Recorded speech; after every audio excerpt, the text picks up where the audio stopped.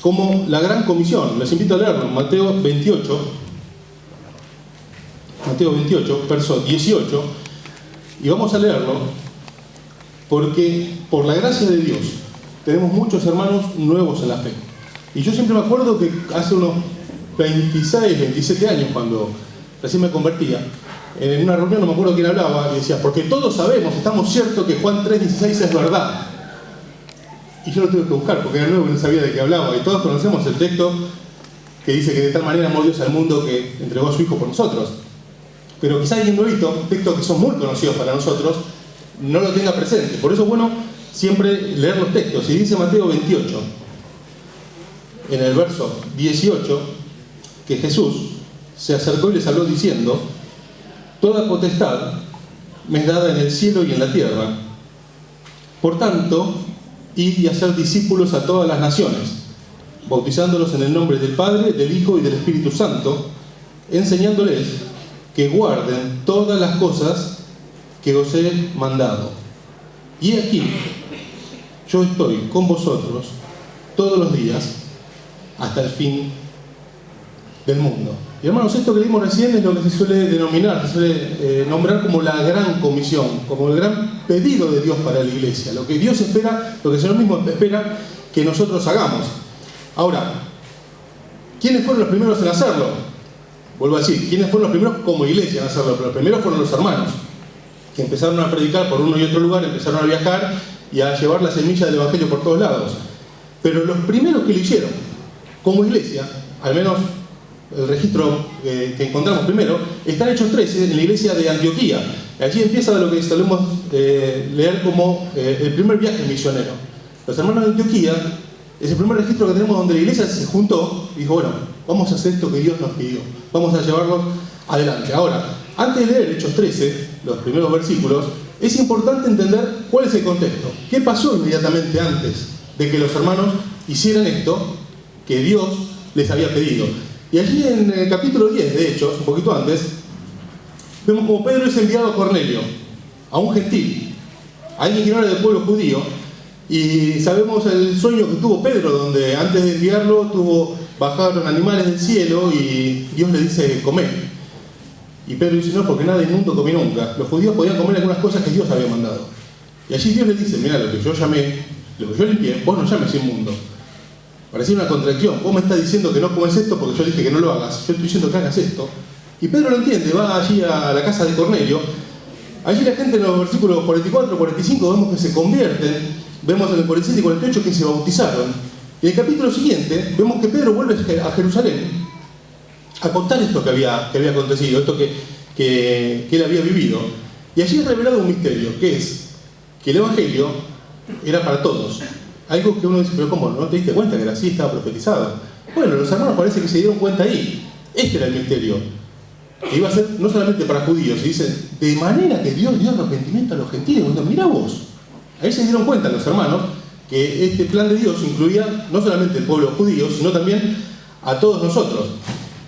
Y toman esto como de parte de Dios al considerar las evidencias. Cuando Pedro les cuenta lo que pasó, la visión que tuvo de parte de Dios, cómo los hermanos se convirtieron, cómo fueron bautizados, y da testimonio de lo que había ocurrido. Allí los hermanos lo toman de parte de Dios, porque Pablo dice a los Corintios, 1 Corintios capítulo 4, verso 20, no lo busquen, porque el reino de Dios no consiste en palabras, sino poder. No es una cuestión de argumentos. Ellos dicen, Dios me dijo esto. Sí, los hechos lo confirmaron. Ellos vieron cómo Dios obró. Entonces, viendo que no consiste en palabras, sino en poder, viendo las evidencias, entendieron que esto era de parte de Dios. Y se nos manda a nosotros a hacer esto, a tratar de, cuando analizamos algo, mirar las consecuencias, mirar los resultados que traen las cosas. Por eso, allí Hebreos 13, verso 7, dice, considerad la conducta de vuestros pastores. Dice, imitad su fe. Tenemos que ver qué trae esto que sostiene nuestros ancianos, qué evidencias hay en su vida, qué evidencias hay en su ministerio, qué evidencias hay en su familia, qué evidencias hay en la iglesia. Tenemos que ver, porque estas cosas confirman. Yo siempre digo, cuando Jeremías dice, vino a mí palabra de Dios diciendo, va a venir tu primo y te va a decir, comprar el terreno. Y después viene el primo y le dice, voy a vender el terreno, te corresponde a vos por prioridad, lo querés comprar, ahí entendí que era palabra de Dios. No arrancaste diciendo, vino palabra de Dios y dijo, sí, pero los hechos lo confirmaron. cuando el primo vino y lo ofreció, esto confirmó lo que él había entendido que era palabra de Dios. Y si nosotros entendemos algo de parte de Dios, tenemos que ver la bendición de Dios en estas cosas, tenemos que ver la confirmación. Y esto hicieron los hermanos con la obra entre los gentiles. Y en capítulo 12 empezamos a ver la persecución. Vemos que Herodes mata a Jacobo, el hermano de Juan, y que mete preso a Pedro.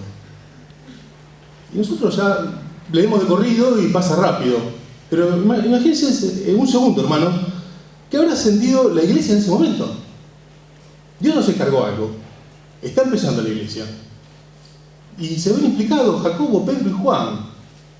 Tres hermanos fundamentales, en los cuales seguramente la iglesia tenía expectativa a ver cómo iban a llevar adelante tantas cosas que tenían que empezar. Uno es muerto. El hermano de uno de ellos es muerto. Y el otro es preso. Cae preso. Y uno puede decir, pareciera un error, acá algo salió mal. ¿Cómo estamos arrancando y pasa esto con hermanos tan notorios, tan importantes?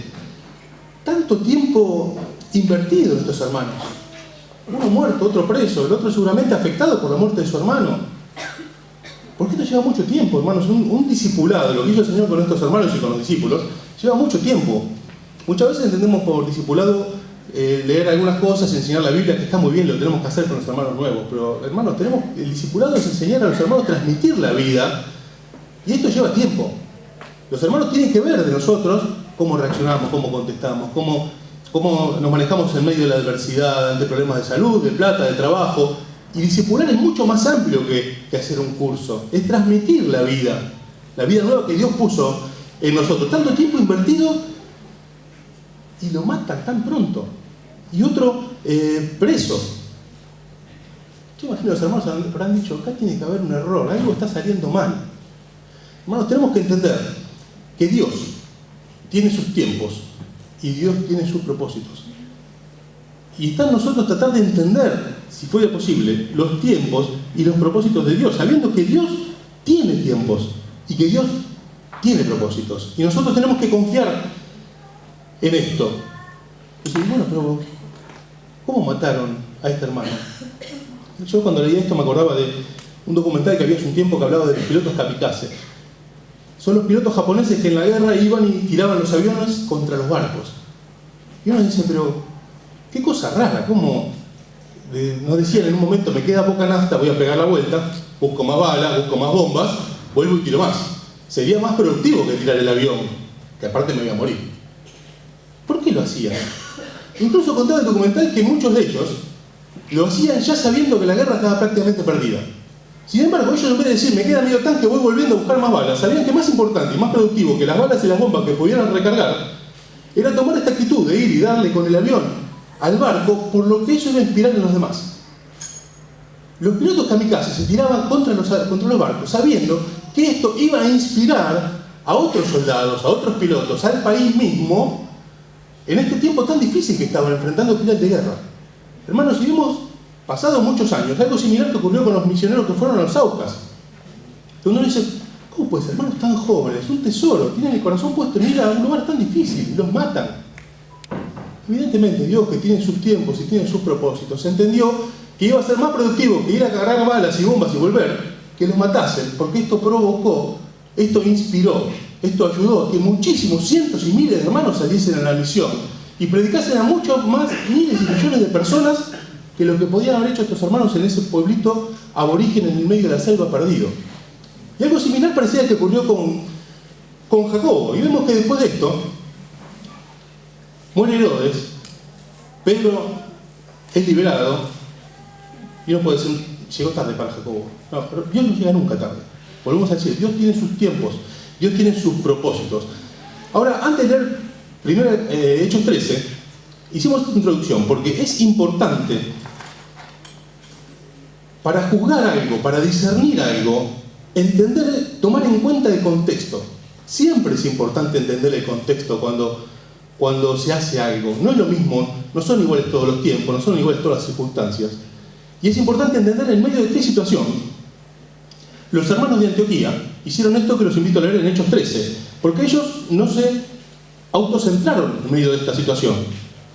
nos dijeron, bueno, la verdad que es un tiempo dificilísimo, vamos a buscar consuelo, vamos a tomarnos un tiempito para que restaurarnos, vamos a traer predicadores que nos hablen acerca de lo que necesitamos para animarnos en este tiempo, sino que un poquito antes de Hechos 13, en 12:24, dice, la palabra del Señor crecía y se multiplicaba. Y ahí nomás, Hechos 13 comienza diciendo, había entonces en la iglesia que estaba en Antioquía profetas y maestros.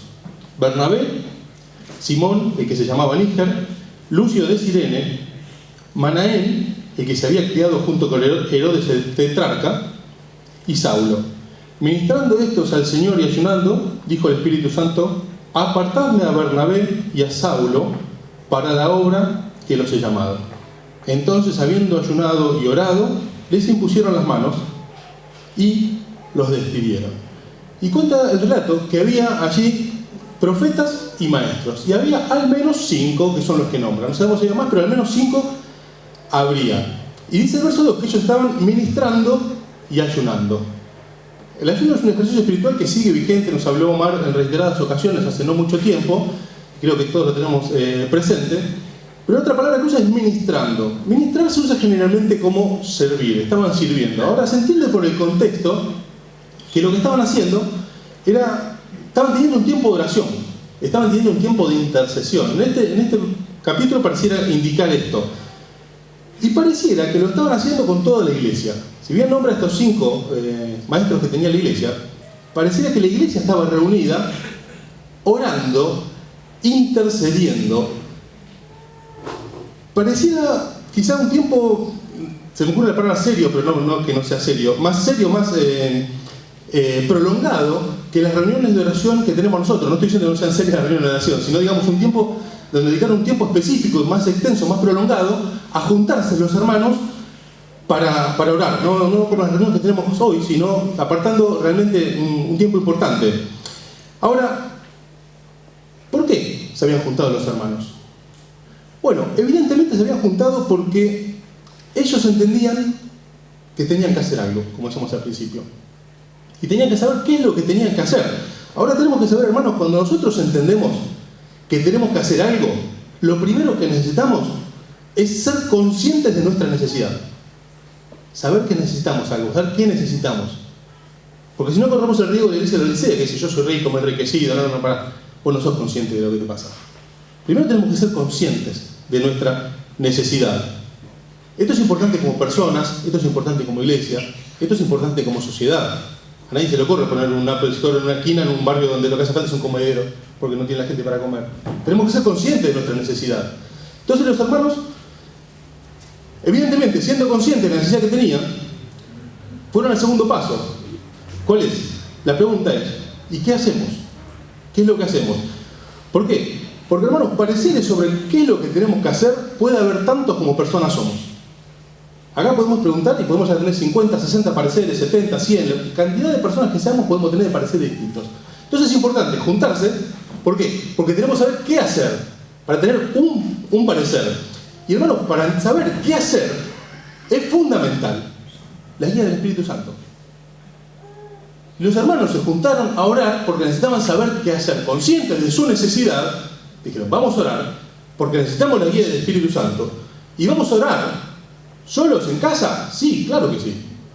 Pero vamos a orar juntos también. Y ellos se juntaron a orar. Se juntaron a orar en sus casas, con sus familias, con sus hijos. Pero no deja de ejemplo la iglesia de Antioquía, que se juntaron a orar juntos. ¿Y qué pasó? Bueno, se juntaron a orar y el Espíritu Santo les dijo, apartadme a Bernabé y a Saulo para la obra que yo los llamé. Y qué notable, porque el Espíritu Santo llamó a 2. Y lo obvio, no llamó a 3. De los 5, dijo, bueno, 2 para esto. ¿Y los otros 3? No. ¿Por qué? No porque fueran más espirituales estos 2 que los otros 3. Hermanos, tenemos que entender que espiritual es hacer lo que Dios nos manda hacer. No lo que va conforme a nuestras expectativas. No lo que nosotros pensamos que es importante. Espiritual es hacer lo que Dios nos manda hacer. No es más importante salir de misionero que quedarse acá. Si nosotros hacemos lo que Dios no está mandando, aunque a nosotros nos parezca una tarea muy importante, no es algo espiritual, es algo de la carne. ¿Y ese espiritual el que va? Si responde al llamado, claro que sí. Y ese espiritual el que se queda también. El que entiende que otro es llamado. Así como ocurrió con Jonatán y David. Dice, yo entiendo, siendo el hijo de Saúl, el hijo del rey. Jonatán dice, yo entiendo que Dios te llamó. Yo entiendo que Dios te llamó. Bueno, esto es de hombre espiritual. Porque hace falta las dos cosas. Y dice Santiago 1.17, que todo buena dádiva, todo don perfecto desciende de lo alto. Si algo, traducido al criollo sería, si algo bueno hay en nosotros es porque Dios lo puso. Ninguno puede pensar que tiene algo bueno, sino que si hay algo bueno es porque Dios lo puso. Y lo que el Espíritu Santo tenía para Simón, para Lucio y para Manaén no era salir a la obra, era quedarse en Antioquía remando en el tercer subsuelo de la iglesia de Antioquía, una tarea quizás menos vista, menos llamativa, pero que tanto tiene que ver con este concepto que dice Pablo en 1 Corintios 4.1, cuando dice, tengan a los hombres por servidores de Cristo, y tantas veces lo dijimos, servidores, la palabra allí es esclavo, y no cualquier clase de esclavo, el esclavo que estaba en el tercer subsuelo del barco remando. Y lo más espiritual para estos hermanos era quedarse en el tercer subsuelo remando. Si Luis hubiese dicho, muchachos, yo voy con ustedes, no hubiese sido espiritual. Esto era de la carne, tenía que ver con sus expectativas, tenía que ver con lo que él pensaba y no con lo que Dios le había pedido. Escribió Hudson Taylor, aquel misionero tan notable que evangelizó gran parte de la China. La misión más grande es la sumisión. La sumisión a lo que Dios determine. Y uno dice, no, pero hermano, vos perdiste familia, esposa, hijos en la obra en China. La misión más grande es llevar el Evangelio a un lugar tan difícil, donde la cultura es tan rara, donde el idioma, donde las costumbres están tan diferentes a las nuestras. Eso es lo más difícil. Y este hombre había perdido familia, había dejado la vida en la obra. Dijo, no, lo más difícil no es llevar a a China. Lo más difícil, la misión más grande es la sumisión a lo que Dios determinó. Si es decir, vamos a la obra, vamos a la obra. Si es decir, quédate remando. Y lo más difícil es entender esto. Dejar de lado nuestras expectativas, que son humanas, que son de la carne, y entender a qué cosa nos llamó Dios. Y hermanos, tenemos que saber que si Dios nos llama a algo en la obra, y yo no ocupo mi lugar, si Lucio decía, yo voy con los muchachos, tenemos que saber que acá pueden pasar dos cosas, hay dos opciones. Una, ¿cuál es? Que otro lo tenga que hacer. Vemos allí en Nehemías capítulo 3 que en los versos 5 y 27 Nehemías 3 relata la reedificación de los muros de Jerusalén y cuenta cada familia qué parte edificó. Ahora vemos en el versículo 5 una familia que edifica los tecoitas y vemos que en el 27 tuvo que edificar otra parte más, porque evidentemente algunos no edificó. Es más, cuenta que los grandes de los tecoitas no ayudaron, lo hicieron los jóvenes. Qué notable, ¿no? Dice, los grandes no ayudaron. Sin embargo, los muchachos edificaron una parte, terminaron esa parte y fueron a edificar otra. Lo mismo ocurre con los hijos de Meremot en el verso 4 y en el 21. Si nosotros no hacemos lo que Dios nos manda hacer, hay dos posibilidades. Una, que otro hermano lo tenga que hacer. O la otra, que Dios mismo lo haga. El Señor mismo dijo, si ellos no hablaran, las piedras hablarían. O sea, de alguna manera se va a hacer, porque es el plan de Dios. Y Dios lo va a hacer de alguna manera. Pero hermanos, nosotros nos vamos a perder la oportunidad de participar. Nos vamos a perder la oportunidad de tener esa bendición enorme. Dice el libro de Esther, capítulo 4, verso 14, cuando allí le piden que haga una intercesión por su pueblo, a la reina Esther, que era reina de un rey que no era judío. Y allí el tío le dice, si callas en este tiempo, respiro y liberación vendrá de alguna otra parte. Un poquito más adelante dice, ¿quién sabe si para esa hora habrá llegado el reino? Ella no quería ir a hablar con el rey porque si entraba sin que la llamen la podían llegar a matar. Y el tío le dice, mira, de alguna manera Dios lo va a solucionar. Vos te estás perdiendo la oportunidad de tener esta bendición. Allí la reina, ora con su pueblo y va y sigue el relato. Pero hermanos, Dios nos da la posibilidad maravillosa de participar en su obra. Si nosotros no lo hacemos, se va a hacer igual. Alguien lo va a hacer. Dios mismo lo va a hacer. Pero vamos a perder la bendición. Y dice el verso 3, que allí les impusieron las manos y los despidieron. ¿Qué es esto? Es un signo formal de... Generalmente se usa para la designación de un servicio. Pero también imponer las manos tiene que ver con un vínculo, con una asociación entre partes. Cuando se imponía las manos, era un símbolo de esta asociación, de esta participación entre las partes involucradas, entre el que lo hacía, entre el que lo recibía, entre el que se quedaba, entre el que se iba, el que hacía una tarea, el que tenía otro ministerio. Era un vínculo entre las partes involucradas. Porque, hermanos, tenemos que estar todos involucrados. No es que digan, llamó a aquellos bien, que le vaya bien. No, fueron, oraron, nos impusieron las manos. Hermano, ustedes se van, nosotros nos quedamos, la obra es una. La obra es una. Y esto demuestra la asociación, la comunión que tenían entre ellos. Ahora, hermanos, nosotros queremos llevar adelante lo que Dios espera de la iglesia. Y hablamos desde lo general, que es lo que leímos en capítulo 28 de Mateo, hasta lo particular, que sería lo que Dios espera de nuestra iglesia. ¿Qué puede ser? Diversas cosas, tenemos que ver. Tenemos que ser conscientes de nuestra necesidad. Y allí Dios quizás esté pidiendo algo. Quizás esté pidiendo que trabajemos más. Quizás esté pidiendo que prediquemos más. Quizás esté pidiendo que tengamos más unidad. Quizás esté pidiendo que nos extendamos a algún lado. Queremos saber qué es lo que tenemos que hacer desde lo general hasta lo particular para nuestra iglesia. Hermanos, tenemos que tener un principio claro. No lo busquen, dice Romanos 15:4, que las cosas que se escribieron antes para nuestra enseñanza se escribieron, a fin que por la paciencia y la consolación de las Escrituras tengamos esperanza. Dice Pablo, las cosas que están escritas no están para rellenar las páginas de la Biblia. Están escritas para nosotros, para nuestra enseñanza se escribieron. Así que lo más sensato es buscar qué es lo que se escribió. ¿Queremos llevar adelante el plan de Dios para la iglesia? ¿Y qué es lo que se escribió? Entre tantas cosas, lo que hicieron los hermanos de Antioquía. ¿Y qué vemos ahí? Lo que decíamos recién. Ellos hicieron la tarea, llevaron adelante el plan de Dios, primero, en medio de gran tribulación. Con uno muerto, con otro preso. Una situación que no era nada fácil. En esta situación tan complicada, en medio de la tribulación, ellos dijeron, vamos a orar para que Dios nos muestre qué es lo que hay que hacer. No dijeron, bueno, vamos a esperar tiempos mejores. Porque la verdad es que no la estamos pasando bien. Vamos a esperar tiempos mejores, porque hermanos, el tema es que si nosotros nos sentamos a esperar tiempos mejores, tenemos que saber que los tiempos mejores quizás nunca lleguen. Quizás los tiempos mejores sean allá, y no sean acá. Quizás sea cuando estemos en la presencia del Señor. No sabemos si van a mejorar los tiempos. Por eso no es sensato sentarse a esperar tiempos mejores. Allí vemos en el libro de Ageo que Dios, el profeta de parte de Dios, le recrimina al pueblo que le dice, ustedes dicen, no es tiempo de edificar la casa de Dios, no es tiempo. Y no habrá dicho, qué hombre sabio, ¿verdad? Mirá vos qué centrado. No, mejor no es tiempo. Es tiempo de otras cosas, hacer la casa de ustedes, techo lujoso, y no es tiempo de edificar mi casa. No es sabio, eso tiene que ver con pensamientos humanos, de decir, no, vamos a hacer lo que nosotros... Yo ahora tengo esta necesidad de hacerme la casita con lindos techos, porque no es tiempo. Los hermanos lo hicieron en medio de gran tribulación, en primer lugar. En segundo lugar, cada uno en el lugar que determinó el Espíritu Santo.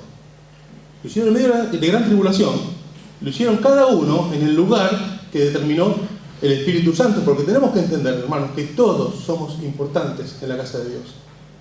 Todos somos importantes, todos somos parte del cuerpo y tenemos nuestra función. Yo cuando, por la gracia de Dios, me invitan a algún campamento a predicar, siempre ocurre, ustedes saben que participamos en campamentos, que al final del campamento se hace pasar el orador, le agradecen como que hizo un esfuerzo para apartar el tiempo. Yo siempre digo lo mismo, hermanos, todos son importantes. Y siempre cito algo que a mí me quedó grabado a fuego. Hace muchos años, muchos de ustedes quizás todavía no estaban entre nosotros, tuvimos un campamento en Luz y Fuerza, muchos se acordarán, donde lo contratamos con la comida porque así lo ofrecían. Y comimos muy mal. No me acuerdo de qué se habló, no me acuerdo quién habló en el campamento, me acuerdo que estábamos todos nerviosos y enojados. Nos arruinó el campamento. Y siempre le refiero a estos hermanos, los hermanos que cocinan, los hermanos que hicieron las compras, los hermanos que organizaron todo esto, son más importantes que el predicador, porque si el predicador no puede venir, lo reemplaza a otro. Si no puede reemplazarlo nadie, nos juntaremos a orar, nos juntaremos a leer la palabra de Dios y también vamos a ser edificados. Ahora, si falla el cocinero, estamos en un problema enorme. Si los hermanos hicieron mal las compras, estamos en un problema enorme. Por eso entender que es necesaria la guía del Espíritu Santo en todas las cosas. No decir, bueno, yo la tengo clara en el manejo de las compras, de la comida. Hace un tiempo, quizás la mayoría de nosotros no lo sepa, tuvimos un problema en el aniversario de la iglesia, si iba a ser locro. Y los hermanos pidieron confirmación. ¿Quiénes íbamos a venir? Bueno, se ve que alguno de nosotros no confirmó y se ve que hubo muchos invitados, pero los que llegamos al mediodía, al momento de comer, éramos más o menos el doble de los que habían confirmado. ¿Qué problema? ¿Qué problema? Bueno, comimos, muy rico, todo lo que quisimos. Sobró para repartir a los hermanos y para dar a la gente que está viviendo acá en situación de calle atrás del centro deportivo. Dice, qué bárbaro, ¿cómo? Éramos el doble de lo que esperaban para las compras y sobró. Bueno, yo cuando hablaba esto con Eduardo después, entendí cuál fue la clave de esto. Eduardo nos dijo, yo la tengo clarísima con esto del locro, ¿sabés cómo lo manejo? Dice, nosotros oramos antes de hacer las compras. Nosotros oramos antes de cocinar. Y compramos para, no me acuerdo si eran 120 personas. Vinieron 240 y sobró. ¿Por qué? Porque toda tarea es importante, toda tarea es espiritual y en toda tarea necesitamos la guía y la bendición de Dios. Qué importante es entender esto, que a lo que nos llamó Dios tenemos que ocuparnos y ser responsables y hacerlo en forma espiritual, como quedó escrito en la palabra de Dios, tomando el ejemplo de nuestros hermanos, porque para nuestra enseñanza se escribió esto. Hermanos, tenemos que saber que es un gran error esperar que los pastores tengan todos los dones y hagan todas las tareas. No se puede. No pueden hacer todas las tareas. Parte de la tarea es nuestra. Parte de la responsabilidad es nuestra. Es importante ver juntos, orando juntos, cuál es la tarea que Dios tiene para mí. Para que alcance el logro en el aniversario. Para que esté todo bien en el campamento. Esa es nuestra responsabilidad. De eso nos tenemos que ocupar nosotros. Los hermanos lo hicieron en medio de la tribulación, cada uno en el lugar determinado por el Espíritu Santo. Los hermanos lo hicieron orando juntos. Orando juntos, unos por otros. Y por la obra, por la iglesia. A ninguno se le ocurrió decir, yo me quedo en mi casa. Yo voy a hablar, quédate tranquilo, yo me quedo en casa. No, orando juntos, unos por otros y por la iglesia. Unos por otros y por la iglesia. Sintieron la carga. Ellos sabían que lo que tenían que decidir, lo que tenían que solucionar, era importante. Y hermanos, si es importante, tenemos que orar. Ellos fueron conscientes de su necesidad, que es el primer paso, decíamos. Y como se dieron cuenta que era importante, dijeron, si es importante, tenemos que orar. Porque, hermanos, tenemos que orar juntos. Tenemos que orar en casa, pero tenemos que orar juntos. Es importante compartir la comunión. Qué bendición enorme es poder disfrutar de estas cosas. Lo hicieron en medio de la tribulación, cada uno en el lugar determinado por el Espíritu Santo, orando juntos. Y por último, lo hicieron en comunión fraterna. Se juntaron, oraron juntos, les impusieron las manos, los encomendaron. En comunión fraterna, con compañerismo espiritual. Con compañerismo espiritual, entendiendo que la obra es una sola y que nosotros somos privilegiados de poder participar. Qué privilegio enorme que Dios nos da a nosotros, que no somos menos que una mota de polvo en el universo, poder participar de las cosas santas. Es un privilegio enorme que no sé si somos tan conscientes. Y Dios nos permite participar de esto. Y tenemos que hacerlo en comunión fraterna, en compañerismo espiritual, porque si no, hermanos, tenemos que saber que si no, no funciona. Aunque los demás estén equivocados y nosotros tengamos razón, aunque tengamos las mejores intenciones, si no es de acuerdo a este modelo, no funciona.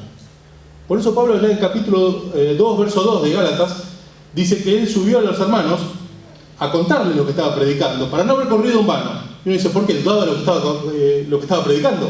No, Pablo mismo antes dice que él mismo recibió del Señor directamente el mensaje. Pablo no tenía ninguna duda de lo que estaba predicando. El Señor mismo se lo reveló. Y él estaba predicando lo que Dios mismo, lo que el Señor Jesucristo le reveló. ¿Y por qué? Dice, fui a contarles para no correr en vano. Porque aunque el mensaje de él estuviese bien y fuese dado de parte de Dios, él sabía que si no se acomodaba a lo que está escrito, al orden que la iglesia tiene, no iba a ser de bendición lo que él hiciera. Y esto iba a ser correr en vano. Iba a ser juntar en saco roto. Por eso, aunque esté convencido que tengo razón, aunque esté convencido que esto me lo dijo Dios, me tengo que acomodar al modelo bíblico, que es el de las autoridades de la iglesia, y fue y expuso el evangelio que él estaba predicando. Hermanos, las cosas que se escribieron para nuestra enseñanza se escribieron. Allí en el capítulo 8 de Isaías, verso 20, dice, ante una situación que tenían que determinar, que tenían que decidir, el profeta de parte de Dios dice, a la ley y al testimonio. ¿Qué es el testimonio? Jorge tantas veces nos explicó que es una de las tantas formas que se nombra la palabra de Dios. Allí en el Salmo 119 vemos que se llama testimonio, leyes, juicio, de tantas maneras se llama la palabra de Dios, y testimonio es una de ellas. Se dice a la ley y a la palabra de Dios. Si alguno no dijere conforme a esto, no les ha amanecido. Si alguno no dijere conforme a esto, no les amaneció. Está en oscuridad. Por mejores intenciones que tenga, en definitiva, lo que estamos demostrando, si no hacemos así, es que pensamos que tenemos mejores motivos, más importantes que los de Dios. Por eso que Dios nos bendiga para ante una situación, cuando seamos conscientes de una necesidad, cuando tengamos que hacer algo como iglesia, tomar este modelo. En medio de la tribulación, cada uno en el lugar determinado por el Espíritu Santo, orando juntos y en comunión fraterna. Porque Isaías le dice de esta manera, es la manera que está escrita. Y antes de este verso donde dice la ley y el testimonio, le dice dónde estaban buscando ellos antes. Dice, van a consultar el divino, van a consultar en encantadores, van a consultar en internet. ¿De dónde van a sacar? Vamos a buscar modelos en otras iglesias. ¿Dónde vamos a sacar? A la ley y al testimonio. Si alguno no dijera de esta forma, no le ha amanecido. No le ha amanecido. Que Dios nos bendiga para poder tener presentes estas cosas. Para saber que en medio de tanta debilidad que tenemos, en medio de tantas equivocaciones que cometemos, Dios quiere utilizarnos. Dios quiere que seamos de mutua edificación. Y nosotros somos privilegiados de poder participar de estas cosas. Que Dios nos bendiga para poder llevar adelante esto, porque es el plan que funciona. Es el único que tiene garantía. Porque es el plan de Dios, que sabe todas las cosas. Y es por medio del cual Dios nos va a bendecir y va a hacer lo que para nosotros parece imposible. Por eso que Dios nos bendiga para que esto sea así. Y antes de terminar con una oración, le voy a pedir a Andrés Aymaretti que se acerque a este lugar para terminar con una oración. Recordamos las actividades que siguen. Los hermanos nos han citado de tesorería para poder compartir este informe, y además del nivel 1, también en el nivel 2 hay clase bíblica. Así que está la escuela dominical y escuela bíblica nivel 1 y nivel 2. Muchas gracias, señor Domingo. Bueno, nos decía el presidente Fernando si somos conscientes. Yo creo que sí, estuvimos prestando atención. Yo necesito saber, como iglesia, qué tenemos que hacer. Creo que hemos prestado atención. Hermano, el martes 20 horas es el momento en que la iglesia ora toda junta.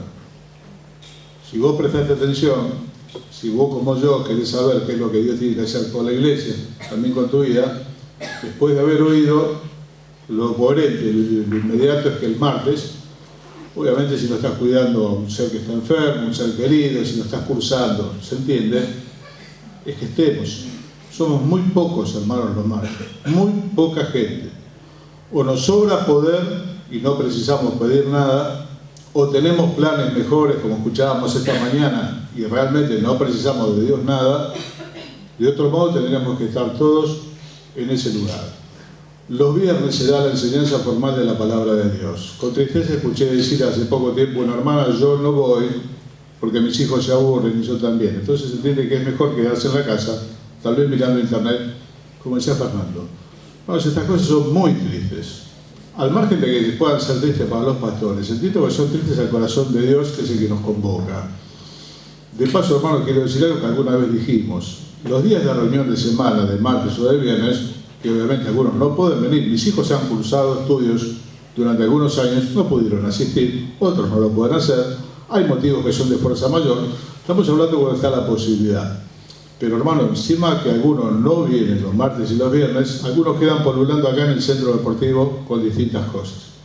Esto no debe ser así, porque ya se dijo que los días que hay reunión en el salón no deben permanecer hermanos aquí, más allá que los hermanos encargados que están allá en el buffet, que están trabajando.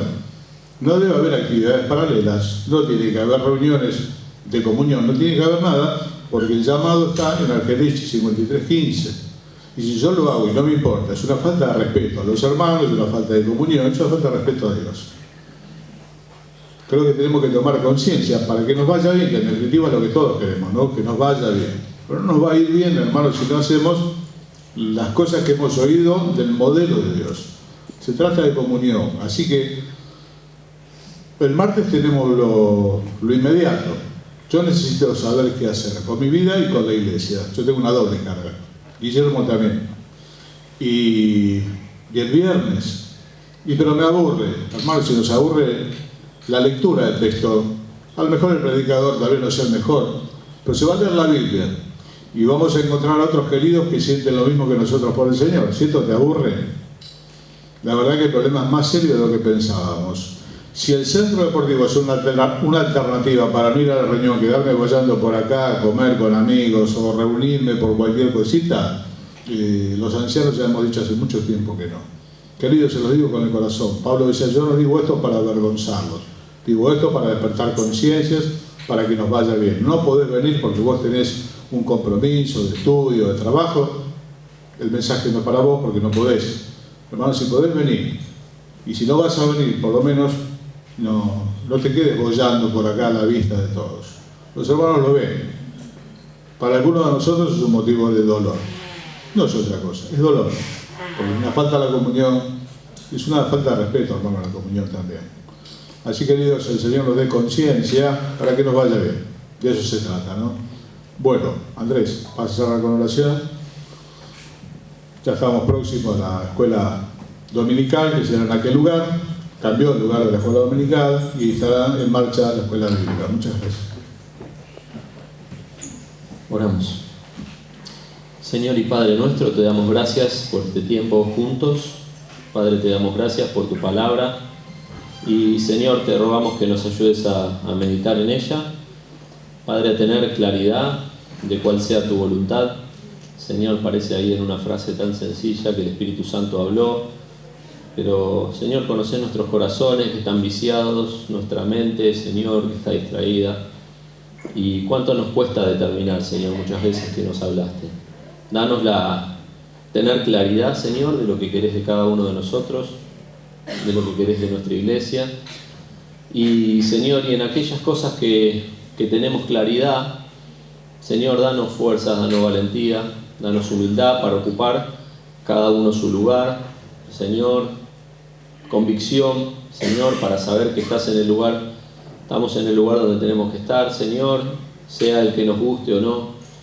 Y, Señor, danos compañerismo, el poder, Señor, respetar el lugar del hermano, amarlo, apoyarlo, Señor, imponernos las manos unos a otros en forma práctica cada vez que tengamos necesidad de trabajar juntos, cada vez que tengamos necesidad de llevar algo adelante.